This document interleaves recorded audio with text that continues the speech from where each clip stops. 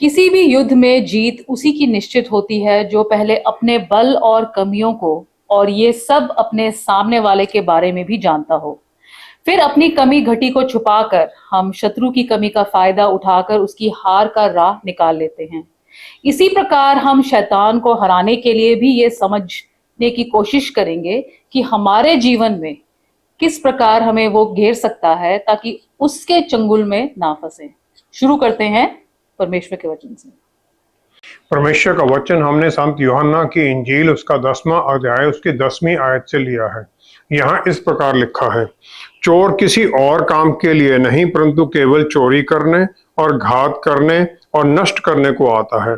मैं इसलिए आया कि वे जीवन पाएं और बहुतायत से पाएं। परमेश्वर के वचन को पढ़े और सुने जाने से आशीष हो। आमीन। शैतान विश्वासी लोगों के पीछे क्यों पड़ा है और उनके साथ उसकी दुश्मनी क्या है? परमेश्वर ने लूसीफर शैतान को जब स्वर्ग में बनाया, उसे परफेक्ट बनाया था हर चीज में, और वो दूसरे स्वर्गदूतों का लीडर था वर्शिप करने में परमेश्वर के। कुछ समय बाद उसे अपनी उस सुंदरता में, अपनी सुंदर आवाज में अहंकार हो गया, और फिर वो दूसरे जो स्वर्गदूत थे उन्हें अपनी आराधना में लगाने लग गया।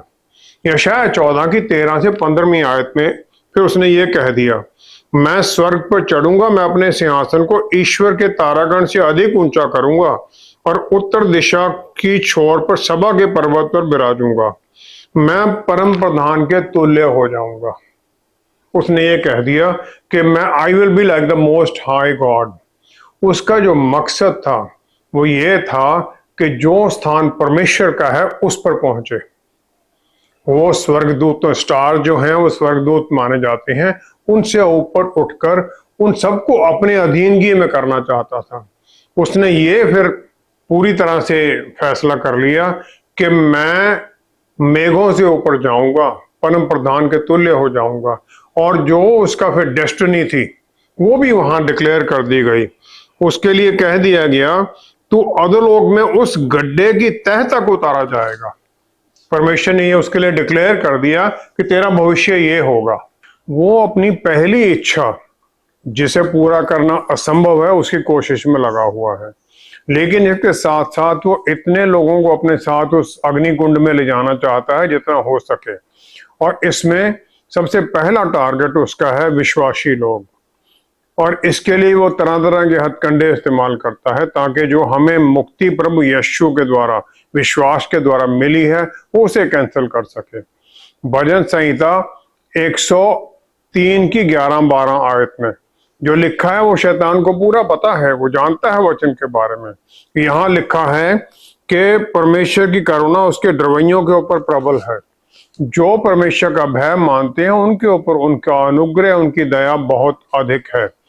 राजा दाऊद ने ये भजन अपनी बुढ़ापे में लिखी है, और इसमें उन्होंने फिर कह दिया, आगे आकर उन्होंने सब एक्सपीरियंस किया हुआ अपने जीवन में। उन्होंने कह दिया, उदयाचल अस्ताचल से जितनी दूर है उसने हमारे अपराधों को हमसे उतनी ही दूर कर दिया है। As far as the east is from the west, जितना पूर्व से पश्चिम है उतनी दूर हमारे पापों को परमेश्वर ने माफी के द्वारा दूर कर दिया है। प्रभु यीशु ने विश्वासियों को स्वर्ग में एक जो स्थान है उनके लिए प्रिपेयर किया गया, एयर मार्क किया गया। उसके बारे में ही नहीं कहा है, साथ में ये भी कहा कि मैं तुम्हें वहां लेके जाऊंगा। फिर यूहन्ना 17 की 22 आयत में हम देखते हैं, यूहन्ना 17 की 22 में अपनी प्रार्थना में प्रभु यीशु ने पिता परमेश्वर से कह दिया, उन्होंने कहा, वह महिमा जो आपने मुझे दी मैंने उन्हें दी है कि वे वैसे ही एक हों जैसे कि हम एक हैं। Oneness with each other, oneness with the Lord, वो दोनों की बातें करते हैं। जो शैतान है वो इन सब बातों के बारे में पूरी तरह जानता है, और उसे ये भी पता है कि जो विश्वासी लोग हैं वही उसकी अथॉरिटी को चैलेंज कर सकते हैं, और उसके सामने कोई नहीं खड़ा हो सकता है, क्योंकि हमें परमेश्वर का बल मिला हुआ है। जो उसने ईव को और आदम को पाप करने के लिए उकसाया था वो इसीलिए था कि वो सब उनके द्वारा जितने आगे पीढ़ियां आनी हैं उन सबको वो दूसरे रास्ते पर, पाप के रास्ते पर ले जाए। प्रभु यीशु ने पहले 12 चेलों को भेजा, उसके बाद में 70 को और भेज दिया कि अब मेरे नाम में जाकर वचन का प्रचार करो।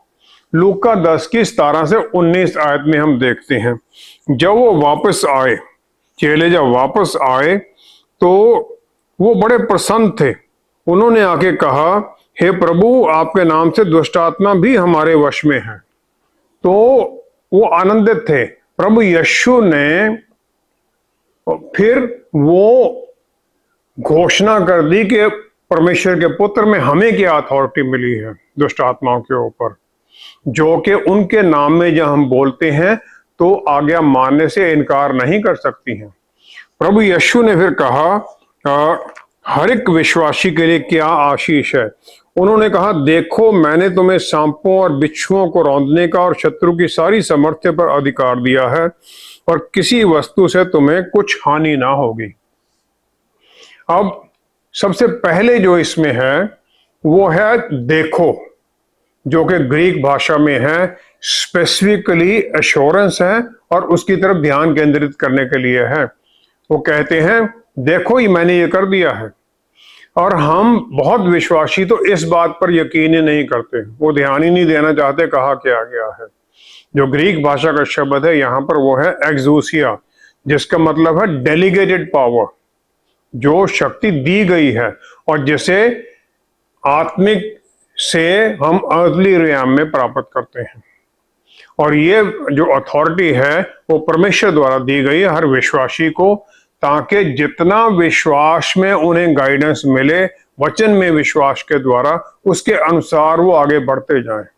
जो सांप और बिच्छू हैं वो कनिंग, चालाक और दुष्ट आत्माओं के बारे में, शैतान के बारे में, शैतान के डिमोनिक स्पिरिट्स के बारे में है। इसके साथ साथ प्रभु यीशु ने हमें सुरक्षा की गारंटी भी दे दी कि दुष्टता की ताकतें जो कि हॉस्टाइल हैं, तुम्हारे खिलाफ हैं, उनके मन में तुम्हारे लिए नफरत है, लेकिन फिर भी वो तुम्हारा कुछ नुकसान नहीं कर सकती हैं। और ये जो परमेश्वर की और स्वर्गीय आशीषें हैं उनके खिलाफत में है वो सब ताकतें। जो भी अंधेरे की ताकत है किसी विश्वासी को कुछ भी नुकसान नहीं पहुंचा सकती। एक लिमिट बांध दी है परमेश्वर ने, जहां पर भी परमिशन देते हैं, अय्यूब के बारे में परमिशन दी लेकिन लिमिट बांध दी, इससे आगे तुम कुछ नहीं कर सकते हो। तो परमेश्वर के कंट्रोल में सब कुछ है। शैतान जो कि मोस्ट हाई गॉड, परम प्रधान परमेश्वर के तुल्य होना चाहता है, उसे घृणा है उन सब लोगों से जो विश्वास करते हैं परमेश्वर में, जो उसकी आराधना करते हैं और जो उनके दिखाए रास्तों पर चलते हैं और जो उनके पुत्र को अपना मुक्तिदाता मानते हैं। यूहन्ना रसूल ने शैतान की जो हेट्रेड है, जो हमारे लिए नफरत है, उसका पूरा क्लियर कर दिया। पहला यूहन्ना 3 अध्याय उसकी 8वीं आयत में उन्होंने कह दिया, जो कोई पाप करता है वह शैतान की ओर से है, क्योंकि शैतान आरंभ ही से पाप करता आया है। परमेश्वर का पुत्र इसलिए प्रकट हुआ कि शैतान के कामों को नष्ट करे। जो एम्प्लीफाइड बाइबल है उसमें लिखा गया, जो पाप करता है या जो पाप के काम करता है वो शैतान का है, और शैतान का कैरेक्टर उसमें है, क्योंकि शैतान ने शुरू से ही परमेश्वर के जो व्यवस्था है उसका उल्लंघन किया है। और परमेश्वर के पुत्र इसलिए यहाँ पर इस धरती में आए कि वो जो शैतान ने जो काम शुरू किया उसे खत्म कर सकें, उसे पूरी तरह से नष्ट कर सकें। और जो उन्होंने कर दिया है, पूरा कर दिया है उन्होंने। और इसी अथॉरिटी में एक विश्वासी है, वो 2 काम करता है। पहले तो ये है जो एवेंजलिज्म करते हैं, हम दूसरों को मिलते हैं, दूसरों को वचन सुनाते हैं। इसके द्वारा जो शैतान के कामों पर चल रहे हैं उन्हें हम सच्चाई के रास्तों पर ले आते हैं, उसकी जो प्रजा है उसे हम खींच के इधर ला रहे हैं। दूसरा ये है कि हम प्रभु यीशु के दिए गए अधिकार में शैतान की जो आर्मी है, अंधेरे की ताकतें, उनका सामना करते हैं और उनका सामना करके हम उन्हें भागने पर मजबूर कर देते हैं प्रभु यीशु के बल में। एक विश्वासी शैतान के डायरेक्ट अपोजिशन में है, उसकी डेमोनिक पावर्स के शरेआम खिलाफ खड़े हैं हम, और इसीलिए उस पर यह अटैक होता है कि उसे इस काम से रोका जा सके। शैतान ये सब कोशिशें करता रहता है, लेकिन वो सफल नहीं हो सकता है, ना तो परमेश्वर के कामों को रोकने के लिए, ना एक विश्वासी को किसी भी तरह से रोकने के लिए। प्रभु यीशु ने शैतान को चोरी, घात करने और नष्ट करने वाला बताया है। हमें उसके इन कामों से बचने के लिए क्या करना चाहिए? यूहन्ना 10:10 में प्रभु यीशु ने शैतान की पहचान बता दी, चोरी करने वाला, घात करने वाला और नष्ट करने वाला। उसका जो बेसिक एम है कि जो हमारा इन्फ्लुएंस है, हमारी धार्मिक जीवन का जो इन्फ्लुएंस है दूसरों के ऊपर, उसे नष्ट करे, हमारे विश्वास की जो गवाही उसे नष्ट करे, और जो अनुग्रह के द्वारा हमने आशीषें पाई हैं उन्हें नष्ट कर दे। और ये वो करता है हमें झूठ के द्वारा फंसाकर पाप में ले जाकर, और फिर पाप में फंसे हुए हम जब हम होते हैं तो हमारे पाप को दूसरों पर जाहिर कर देता है और हमारी गवाही खत्म हो जाती है। अक्टूबर 7 का जो पिछले साल अटैक हुआ था इजराइल के ऊपर हमास का, ये माना जाता है कि ये जो इंफॉर्मेशन थी उसके बारे में उसे इग्नोर कर दिया गया, उसे माना नहीं गया। किसी ने ये सोचा भी नहीं था कि हमास इस प्रकार का काम कर सकता है सिंपल लोगों के ऊपर, उन्हें बलात्कार करना, मार देना, उन्हें किडनैप करके ले जाना। कोई भी कमांडर जो अपने दुश्मन के बारे में विजन नहीं रखता है, उसका डेविल एडवोकेट बन के उसकी तरफ से नहीं सोचता है, वो कभी भी उसके कामों को फिर समझ नहीं सकता है और नुकसान उठाता है। औरत ने कभी ये समझा भी नहीं था कि शैतान सांप के द्वारा उसे परमेश्वर के तुल्य बनाने के चक्कर में उसे वो फल खिलाकर उसे पाप करवा देगा। मुझे सबसे पहले ये समझना है कि ये सोचना है कि जो मेरा दुश्मन शैतान है वो क्या तरीका इस्तेमाल करेगा मेरी सोल को नष्ट करने के लिए, वहां पहुंचने के लिए क्या सीढ़ी लगाएगा वो। सबसे पहला इसमें है कि मुझे अपने आप को समझना है और मेरी वीकनेसेस क्या है, वो कमजोरियां क्या, उन्हें देखना है। दूसरा फिर ये देखना है, उसके द्वारा पूरी तरह तैयार होना है कि जब अटैक होगा मैं उसको कैसे संभालूंगा। जो विनर टीम है वो अपनी तैयारी के दौरान दुश्मन जो है, जो अपोनेंट टीम है, उनकी कमजोरियों को समझते हैं, उनके स्ट्रॉन्ग पॉइंट को भी देखते हैं, और फिर रास्ता निकालते हैं कि उनके स्ट्रॉन्ग पॉइंट को कैसे तोड़ा जाए, उनके वीकनेस को कैसे एक्सप्लॉइट किया जाए, स्ट्रेटजी बनाते हैं। फिर वो अपनी कमजोरियों को भी देखते हैं कि फिर देखते हैं कि हमारी कमजोरी को हम कैसे ढकें, जो अपोनेंट है उसकी कमजोरी से हम कैसे इस्तेमाल करके उसे हराएं। क्या सीढ़ी है जो शैतान मेरी सोल तक पहुंचने में लगाएगा। सबसे पहला तो है मेरी बॉडी, मेरे शरीर के किस हिस्से को वो इस्तेमाल करेगा। जो वर्जित फल था वो ईव की आंखों के द्वारा उसके मुंह तक पहुंचा। शैतान ने उसे बोला और उसने उत्पत्ति 3 अध्याय 6 आयत के अनुसार उसने देखा कि पेड़ का फल अच्छा है, उसने उसे लिया और खा लिया। उसने उस फल को पहले भी बहुत बार देखा होगा, लेकिन शैतान हमारे जो नॉर्मल तरीके हैं उनको इस्तेमाल करके हमारी आत्मिक जो दृष्टि उसे बदलने की कोशिश करता है, हमें भ्रम में डाल देता है। क्या मेरे कानों को वो इस्तेमाल कर सकता है? क्योंकि कान सुनने से, विश्वास सुनने से और परमेश्वर के वचन को सुनने से आता है, रोमियो 10:17 के अनुसार। जो औरत ने उसकी बात को सुना पहले और फिर उसने देखा, क्या वो जो मेरी आंखें और कान इस्तेमाल करने के बाद में क्या मेरे हाथों को वो इस्तेमाल करेगा कि मैं फल को तोड़ के वे खा लूं? क्या मेरे हाथ रात को माउस क्लिक को इस्तेमाल करते हैं जब कोई भी देख नहीं रहा होता है कुछ गलत चीजें देखने के लिए?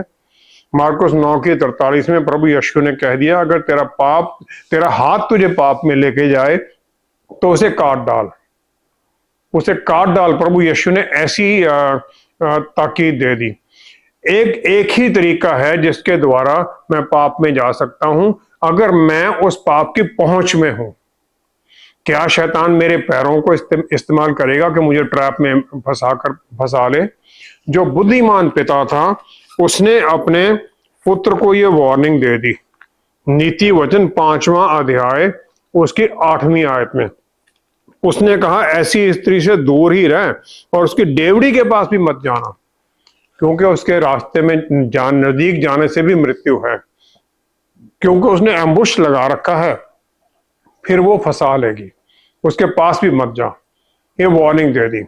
मत्ती 6:13 में प्रभु यीशु ने प्रार्थना में कह दिया, सिखाया हमें कि मुझे lead me not in temptation, मुझे प्रलोभन से बचा। यूहन्ना 17:15 में प्रभु यीशु ने फिर प्रार्थना की। प्रभु यीशु ने जो प्रार्थना की उसमें उन्होंने प्रार्थना की कि मैं ये नहीं कहता कि इन्हें जगत से उठा ले, परंतु यह कि आप इन्हें दुष्ट से बचाए रखें, कि पिता परमेश्वर इन्हें दुष्ट से बचा कर रखें। हमें बचने की जरूरत है।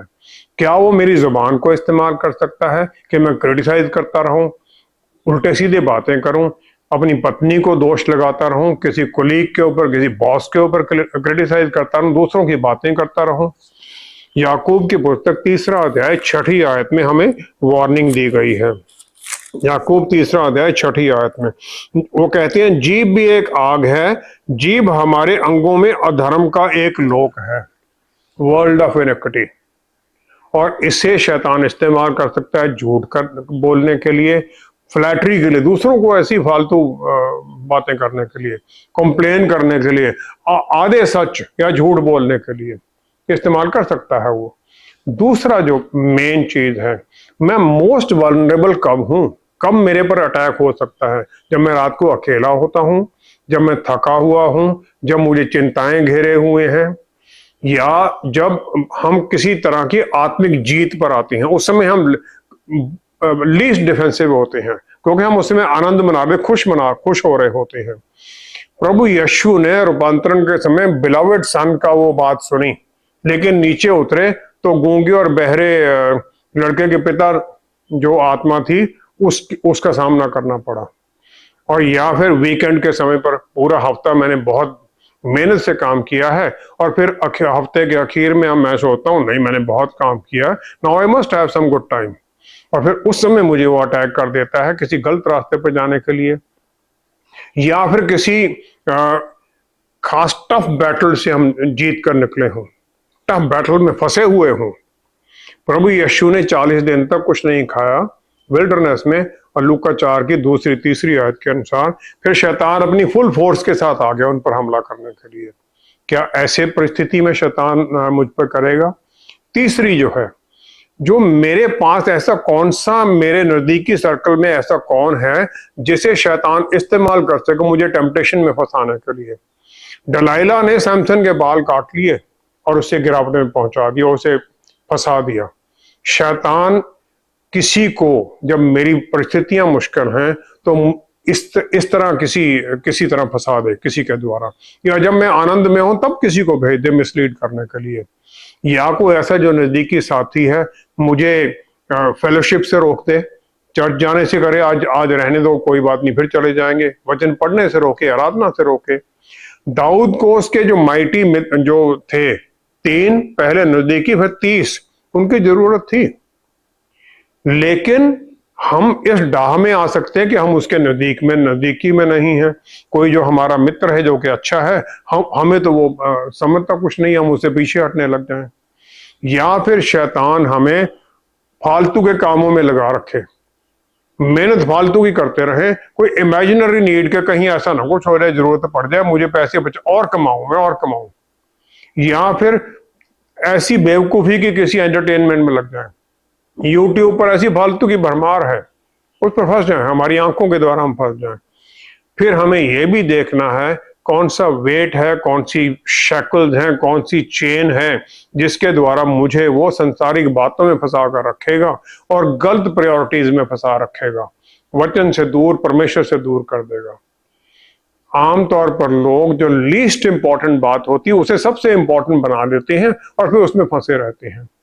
उत्पत्ति 1 अध्याय 28 में परमेश्वर ने प्रायोरिटीज एस्टैब्लिश कर दी, जीवन के बारे में उन्होंने बिल्कुल क्लियर कर दिया। उन्होंने कहा फूलो फलो और पृथ्वी में भर जाओ और उसको अपने वश में कर लो। फूलो फलो है परिवार के बारे में, पहला फोरमोस्ट ये है, जो आशीष देने वाला सबसे पहले तो परमेश्वर है, नेचुरली पहले उसके साथ हमारी आराधना है। दूसरा है उनके उनके साथ हमें समय व्यतीत करना। दूसरा है परिवार, फलने फूलने के लिए पत्नी चाहिए, परिवार चाहिए और मल्टीप्लाई होना है। और तीसरा है मिनिस्ट्री, प्रोफेशनल लाइफ, या जो हमारा जो जीवन के काम हम करते हैं, तीसरे स्थान पर है। लेकिन आमतौर पर लोग जो तीसरा स्थान है उसमें फंसे रहते हैं, पहले को तो छोड़ ही देते हैं और दूसरे को भी इग्नोर करने लग जाते हैं, रिश्तों में दरार आने लग जाती है। और फिर मुझे यह भी देखना है जो परमेश्वर ने मुझे अच्छे गिफ्ट्स दिए हैं, क्या शैतान उनके उनमें मेरे को और भरमाकर अयूब को जैसे उसने टारगेट किया था, इस प्रकार मेरे प्यार को, परमेश्वर के लिए जो प्यार है उसको टारगेट कर दे, ये कहने लग जाए कि मेरा तो प्यार ही झूठा है क्योंकि मैं तो उनके गिफ्ट्स के ऊपर ज्यादा केंद्रित हूं। कौन सा रिश्ता है जिसके द्वारा वो फिर मुझे फंसाएगा? कौन सा रिश्ता है जिसके द्वारा मुझे वो परमेश्वर के प्यार से दूर करेगा? कौन सा आइजैक है जो मेरे लिए इतना नजदीकी है कि मैं उसे परमेश्वर के सामने कुर्बान करने के लिए फिर रुक जाऊं? मुझे ये सब एनालाइज करना है, देखना है, फिर उनकी पहचान करनी है और शैतान क्या कर सकता है उसकी पहचान करनी है, ताकि फिर मैं उसके गार्ड कर सकूं, अपने आप को बचा सकूं। इसके द्वारा फिर मैं जो मेरे जीवन के जो एस्पेक्ट है, सारा जीवन का सारा काम, उसको भी मॉनिटर कर सकता हूं और फिर मैं ध्यान रख सकता हूं कि शैतान किस प्रकार मेरे ऊपर अटैक करेगा। मैं कॉशन में रहता हूं, ये नहीं होगा कि मैं बचा ही रहूंगा, नहीं, वो अटैक करेगा, लेकिन मैं तैयार रहूंगा और मैं बचा रहूंगा उससे, और फिर मैं बिल्कुल गिरूंगा नहीं, पतन में नहीं जाऊंगा। ये हम सबको सोचना है ताकि हम शैतान के अधिकार में ना जाएं। क्या कोई भी शैतान के हमलों से पूरी तरह बचकर अपने जीवन भर सुरक्षित रह सकता है? ये माना जाता है कि शैतान ने अपने पाप के बाद में परमेश्वर पर ही दोष लगा दिया कि उन्होंने उसे ऐसा परफेक्ट बना दिया कि उसका तो अहंकार में भरना ही था, कोई भी ऐसे जीवन जी ही नहीं सकता है। उसने अय्यूब की धार्मिकता पर, अय्यूब पहला अध्याय 9 से 11 आयत पर, उस पर भी उस पर दोष लगा दिया। प्रकाशित वाक्य 12 की 10वीं आयत में शैतान को दोष लगाने वाला और रात दिन हमारे परमेश्वर के सामने उन पर दोष लगाया करता है, ये उसकी डेफिनेशन दे दी उसके कामों की। स्वर्ग में जो हमारे खिलाफ वो दोष लगाता है, विश्वासियों के खिलाफ पिता परमेश्वर के सामने, वहां पर पहला यूहन्ना 2 अध्याय 1 आयत में, वहां हमारे एडवोकेट हैं पिता परमेश्वर के सामने, प्रभु यीशु धर्मी, वो हमारे एडवोकेट हैं, वो हमारा केस वहां लड़ते हैं। इस प्रकार जो हमारी प्रार्थनाएं वो सुनी जाती हैं और उनका उत्तर भी मिलता है परमेश्वर से जो प्यार करते हैं। और मत्ती 7वीं आयत के अनुसार हमें वायदा भी किया गया है। दानियल 10वां अध्याय 2-3 आयत में दानियल नबी 21 दिन का फास्टिंग करते हैं और फिर ताकि उनके जो लोग हैं, इजरायली लोग हैं, उन्हें बंदवाई से छुड़ाकर वापस जाए, परमेश्वर का वायदा पूरा हो। आर्कएंजल गैब्रियल उसको बताने के लिए आता है, वो कहता है पहले ही दिन जब आपने समर्पण किया था आपकी प्रार्थना सुन ली गई थी और मैं आया हूं उसका उत्तर लेकर। परमेश्वर सुन लेते हैं और हमारी प्रार्थना का उत्तर भी भेजते हैं स्वर्गदूतों के द्वारा। और फिर उसे बताया कि पर्शिया का जो राजा है वो मेरे खिलाफ खड़ा हो गया। पर्शिया का राजा तो धरती का राजा था, तो वो स्वर्गीय स्थानों में कैसे काम करता है?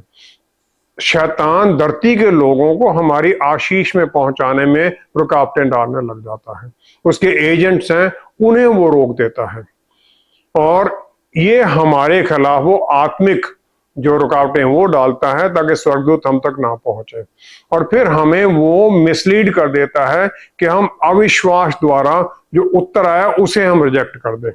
अफसियों की पुस्तक 6 अध्याय उसकी 18 आयत में, उसमें पौलुस रसूल कहते हैं हर समय और हर प्रकार से आत्मा में प्रार्थना और विनती करते रहो और इसीलिए जागते रहो, सचेत रहो, ताकि तुम कहीं गिर ना जाओ, शैतान की बातों में मत आ जाओ। प्रार्थना में लगे रहो, परसुवेरेंस है, डिलीजेंस है इसमें। और फिर वो ये कहते हैं कि सिर्फ प्रार्थना ही मत करते रहो, परमेश्वर के हथियार बांध लो ताकि बुरे दिन का सामना कर सको और सब कुछ पूरा करके स्थिर रह सको, खड़े रह सको, शैतान हमारे ऊपर हमला करके गिराने की कोशिश करेगा, हमारे विश्वास को तोड़ने की कोशिश करेगा। ये सब हमें वार्निंग दी गई। और जो हमारे मन में शैतान पहला ख्याल लेके आता है वो ये कि तुम तो इतने बड़े पापी हो, तुम्हें तो किसी को उत्तर मिलना ही नहीं चाहिए, तुम डिजर्व ही कुछ नहीं करते हो। दूसरा कहता है प्रार्थना कोई मतलब नहीं है, कोई नहीं सुनता है। और फिर वो कहता है एक से प्रार्थना करा, दूसरे से करा, उधर करा। वो कहता परमेश्वर क्यों सुनेंगे, सब लोगों से ट्राई कर। हमारा विश्वास तोड़ता है। तीसरा ये है कुछ समय बाद उत्तर नहीं आया, वो कहता है इसको छोड़ किसी और बात पर लग जा। तो हमारी जो प्रायोरिटी बदल देता है, परमेश्वर की जो आशीष आनी होती है वो रुक जाती है। चौथा है जब हम आशीष मांगते हैं, उत्तर मांगते हैं, परमेश्वर के नजदीक नहीं जाने देता है हमें, और हमें एक नजदीकी रिश्ते में बंधने नहीं देता है। याकूब 4 अध्याय 8वीं आयत में याकूब कहते हैं जब हम उनके नजदीक जाते हैं तो परमेश्वर भी हमारे नजदीक आते हैं। जितना हम नजदीक जाएंगे उतना हमें वो उत्तर भी मिलेगा। बहुत लोग कहते हैं मैं हर रोज हर संडे को चर्च जाता हूँ, आराधना में भी जुड़ता हूँ, अच्छे कामों में भी जुड़ता हूँ, लेकिन मेरी प्रार्थना को उत्तर नहीं मिलता है। मेरा उस क्रिएटर के साथ रिश्ता क्या है? क्या मैं उन्हें एटीएम की तरह इस्तेमाल करता हूँ, प्रार्थना का मैंने कार्ड डाला और मुझे उत्तर दे दो? क्या मैं नजदीक के में हूं? बहुत लोग हैं जो कहते हैं जी मैं सालों साल से चर्च जा रहा हूं, बपतिस्मा हुआ है? नहीं हुआ। जी बपतिस्मे की क्या जरूरत है? अगर आपका रिश्ता ही नहीं है, आप इकट्ठे रह रहे हैं, शादी नहीं की है, तो उसका रिश्ता तो कोई नहीं है। फिर वो मुझे मेरे पाप को, जो पुराने मैंने पाप किए, उन्हीं में फंसा रखता है। और जो परमेश्वर का मुझे धन्यवाद देना है कि मुझे आपने ये सब मेरे जीवन में किया है, उससे रोक देता है। और फिर उसी में मुझे अंधेरे में फंसाए रखता है और मुझे प्रार्थना से रोकता है। जो उड़ाऊ पुत्र था उसकी तरह डेस्परेशन में हमें पिता की तरफ मुड़ना ही जरूरी है। क्योंकि जो भजनकार है वो 130 भजन की पहली आयत में कहता है मैंने गहरे स्थानों में से तुझको पुकारा है। जब मैं परेशानी में था मैंने तब तुम्हें पुकारा है। एक इंसान को बार बार सुसाइड करने के विचार आते थे, बाद में शैतान उसे पकड़े हुए था, लेकिन बाद में जब उसे समझ आई वचन के द्वारा, तब उसे समझा, पवित्र आत्मा परमेश्वर ने उसे सिखाया कि ये विचार हैं, उन्हें इनको पकड़ना नहीं है। पक्षी ऊपर उड़ रहे हैं, उनको उड़ने दो, अपने घोंसला मत बनाने दो। जो ये शैतान लेके आता है उसमें मैं ना फंसूं। और फिर हम विश्वास में चलते जाएं और जो वायदा किया है भजन संहिता 103 की 12 में, जिस प्रकार पश्चिम से पूर्व से दूर परमेश्वर ने हमारे पाप कर दिए, उसमें विश्वास करके हम चलें। यहोशू 1 अध्याय 5वीं आयत में परमेश्वर ने उसे वायदा किया मैं तेरे साथ हूं, और उसने सूरज चांद को रोक दिया था लड़ाई में। जब हम इस विश्वास में आ जाते हैं, फिर कोई भी ऐसी शैतानी ताकत नहीं है जो हमारे ऊपर अधिकार जमा सके। कोई ऐसी शैतानी ताकत नहीं है जो हमें हरा सके। जब हम विश्वास में खड़े हो जाते हैं तो फिर परमेश्वर का हाथ हमारे ऊपर होता है। आत्मा हमें बल से भर देते हैं, हमें आत्म संयम से भर देते हैं, ताकि हम उनके वचन की गहराइयों को समझते हुए वचन की आशीषों में चलते जाएं, जीत में चलते जाएं। आइए हम प्रार्थना करें। पिता परमेश्वर, क्या ही धन्य है आप। हम आपका धन्यवाद करते हैं, हमें हर तरह की आशीषें देने के लिए। आपके वचन सच्चे हैं। पवित्र आत्मा परमेश्वर द्वारा हमें स्थिरता में चलने में सहायता कीजिए। जितने हम सब जुड़े हुए हैं प्यारे प्रभु, हम सबको सहायता कीजिए कि हम हमारे जीवन में शैतान किस प्रकार हमारे ऊपर हमला कर सकता है उसकी गहराइयां जान सकें, उसे समझ सकें, और फिर उसकी युक्तियों को नाकाम करने के लिए आपके बल में स्थिरता में चले। पिता परमेश्वर, सारी महिमा सारा आदर आपको देते हुए सब कुछ प्रभु यीशु के पवित्र नाम में मांगते हैं। आमीन, आमीन, आमीन। प्रभु यीशु का सलीब पर पूरा हुआ कोई ऐसी वैसी बात नहीं है, क्योंकि उन्होंने इससे पहले ये जांच लिया कि उनके बारे में पवित्र वचन की सब बातें पूरी हो चुकी थी। इसके साथ हमें शैतान के अधिकार से छुटकारा मिल गया और हमें बल से भरने के लिए पवित्र आत्मा भी मिल गए। हमें वेपन तो मिले हैं, पर क्या हमें उन पर यकीन है? Thank you so much for watching. See you next time. Stay blessed. Shalom.